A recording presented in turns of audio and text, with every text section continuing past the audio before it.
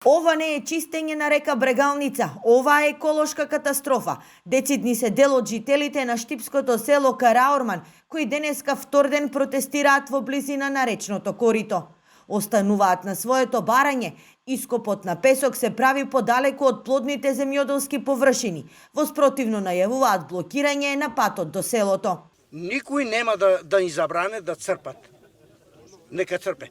Нека иде, нека црпе. Со филари, пенуш надоле. Од нивите наши дека почнат, од Караорман, до нивите додека завршуваат на Караорман, нема што да улеват. Тоа е лично наше. Лично наше.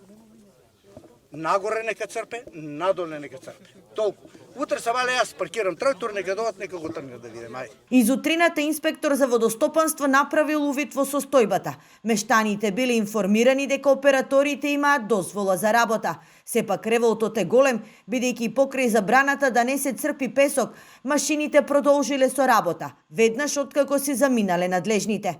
Мештаните тврдат дека се црпи песок 8 метри под нивото на реката. Купиштава песок. Внатре, еве, се гледа, што имат однесено, што чистат тие, зошто не сака да почистат, еве, средореко тамо кај што смета на течението на реката Брегалница. Тие сега ќе ископат реката, ќе и направат еден брз тек.